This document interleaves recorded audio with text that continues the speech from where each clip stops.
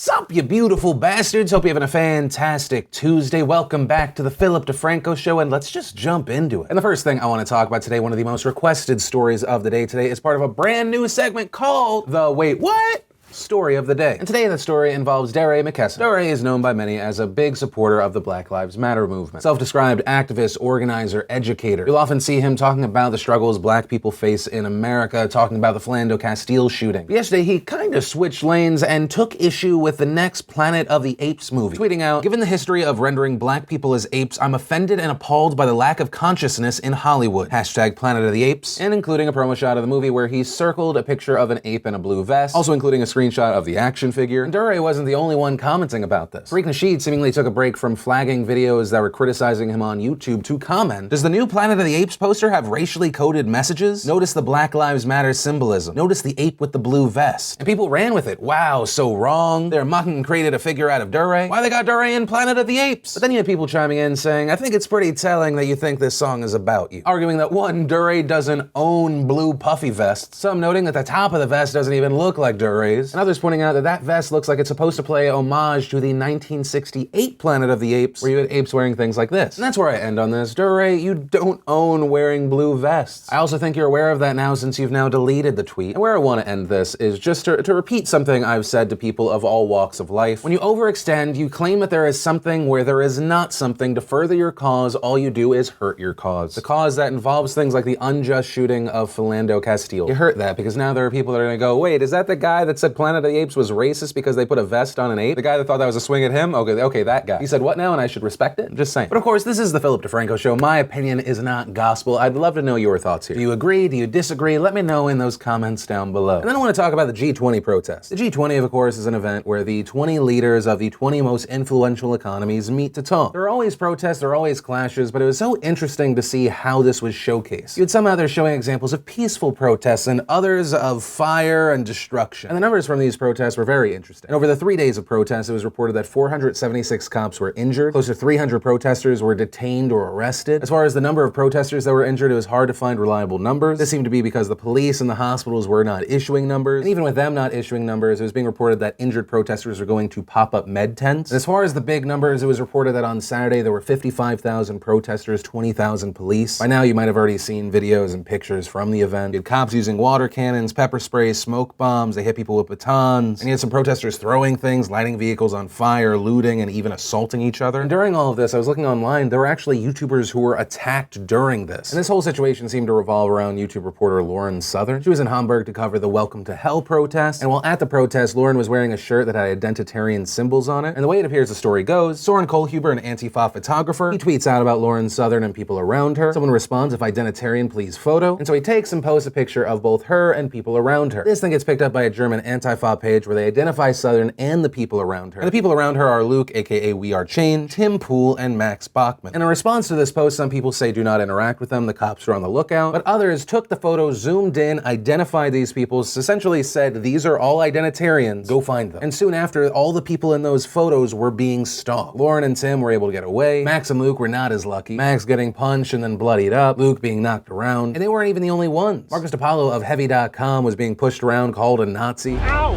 Sorry. Nazi Schwein. No.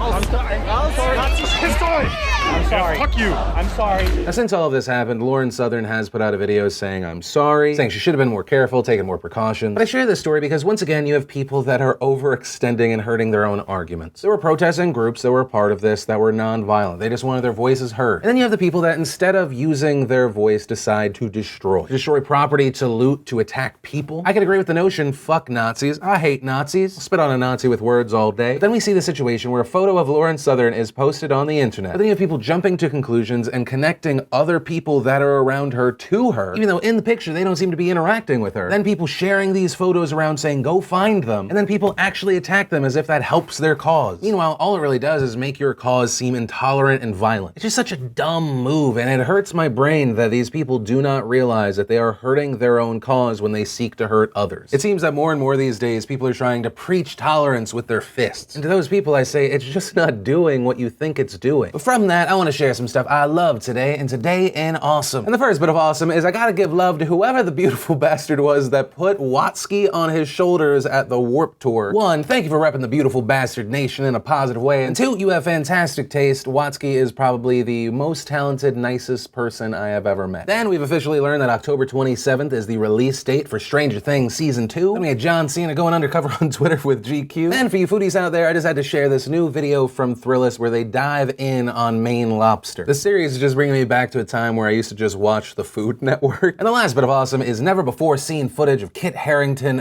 auditioning for Game of Thrones, wink wink. I'm a widow girl who acts like a widow boy, and I'm a killer with my widow sword. And if you want to see the full versions of everything I just shared, the secret link of the day, anything at all, links as always are in the description down below. Then in quick YouTube news, Psy is no longer the king of YouTube. I'm sorry, Psy. Psy's Gangnam Style was previously the most viewed video on YouTube. As of recording this, that music video has just under 2,895,000,000 views, but it has now been passed by Wiz Khalifa and Charlie Puth. See you again. And I just wanted to quickly share this story because it kind of makes me happy. There are a lot of people that don't know this, but Charlie Puth has been a long time YouTube creator. If you go to his channel, there's a video that's there that's from like 3 years ago. Charlie Puth has been around way longer. So I'm happy to see that an actual YouTuber now has the crown. And then let's talk about the update around the Donald Trump Jr. story. I covered this story yesterday based on the information we had at the time. I wasn't completely sold that this was something huge. At that time, the way the story seemed was, hey, you have this Russian lawyer, Veselnitskaya, she says she has some information that's gonna hurt Hillary Clinton. Donald Trump Jr. hears about it, hey, let's have a meeting about it. Trump Jr. says the Russian lawyer says a bunch of vague stuff and then gets to Russian adoptions, and that seems to be what she actually wanted to talk about. Or as Donald Trump Jr.'s lawyer argued, in my view, this is much ado about nothing. During this busy period, Robert Goldstone contacted Don Jr. in an email and suggested that people had information concerning alleged wrongdoing by Democratic Party frontrunner Hillary Clinton in her dealings with Russia. Don Jr.'s takeaway from this communication was that someone had information potentially helpful to the campaign, and it was coming from someone he knew. Don Jr. had no knowledge as to what specific information, if any, would be discussed. Then a story comes out that says in the emails, Trump Jr. is made aware that this information is coming from the Russian government. And then this morning, Trump Jr. releases what he says is the entire email chain on his Twitter. And he says he's doing this in order to be totally transparent. According to other sources, the New York Times had the emails. They were going to publish the emails. A source from the New York Times saying we were preparing to publish story, and Donald Trump Jr.'s camp asked for more time to comment and then preempted us. With that said, let's look at the emails. And on page 2 of the emails, we see Rob Goldstone emailing Trump Jr. He writes, would it be possible to move tomorrow meeting to 4 p.m. as the Russian attorney is in court until 3? I was just informed. Trump responds, great, it will likely be Paul Manafort, campaign boss, my brother-in-law, and me. Rob says, perfect, I won't sit in on the meeting, but we'll bring them at 3 p.m. and introduce you. Trump Jr. writes, how about 3 at our offices? Thanks, Rob, appreciate you helping set it up. To which, if you then look at Trump Jr.'s previous statements back in March, where he said, did I meet with people that were Russian? I'm sure